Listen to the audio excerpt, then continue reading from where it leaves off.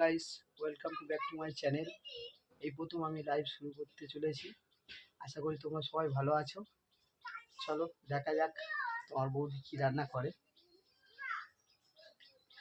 ঠিক আছে, চলো দেখা যাক।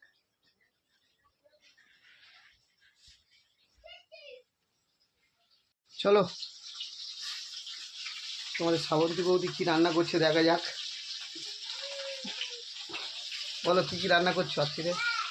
এই কি হবে, মাছ ভেজে রেখে দিয়েছি, সময়ের অভাব, রান্না করবো এখনো হয়নি, সবে ভাজা হলো।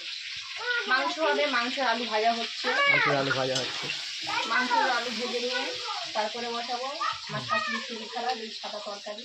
উনি মাংস খায় না, বীজ তরকারি খায় না, ওনার জন্য সাদা তরকারি করে দেবো। ঝাল ছাড়া একটা কাঁচা লঙ্কা দিয়ে সাদা তরকারি।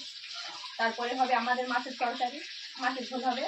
মাছের ঝোল হবে, মাছ ভাজা, ডিম দিয়ে কুমড়োর তরকারি হবে। মাছের ডিম দিয়ে কুমড়োর তরকারি, এখনো ভাজি না, ভাজিয়ে। তারপর হবে লাস্টে মাংস। একটু আমের চাটনি হবে, গরমের সময় তো আমের চাটনি না হলে একটু ভাত খাওয়াটা জমে না। মানে খাওয়ার শেষে একটু টকটক হলে ভাতটা খেতে ভালো লাগে। বন্ধুরা সবাই কেমন আছো বলো? তোমাদের বাড়ি কি রান্না হচ্ছে সবাই কমেন্টে বলো। আজকে রবিবার তো কি রান্না হচ্ছে সবাই বাড়িতে বলো, কমেন্টে জানিও সব কি রান্না হচ্ছে। আমার ভিডিওটা ভালো লাগলে প্লিজ লাইক কমেন্ট শেয়ার করো, সাবস্ক্রাইব করো। কি কি রান্না হচ্ছে প্লিজ তোমরা কিন্তু সবাই কমেন্টে জানাবে। হ্যাঁ, আমার এই রান্না হচ্ছে বলে দিলাম, তোমরা সবাই জানাবে। এটা কি কেটে রেখে দিয়েছো? এটা কি হবে?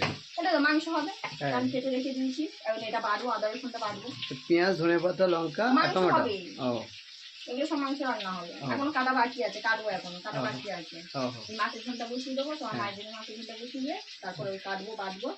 ওইটা মাছের ঝোল, ফের আমাদের মাছের ঝোল বসাবো, তারপরে মাংস রান্না হবে। ঠিক আছে, বন্ধুদেরকে সব উইশ করে দাও।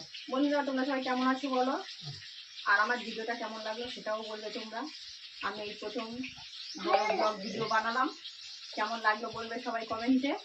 আর আমার শর্ট ভিডিও দেখো, শর্ট ভিডিও সবাই দেখো। আমি লাইক কমেন্ট শেয়ার করো সবাই। Thank you.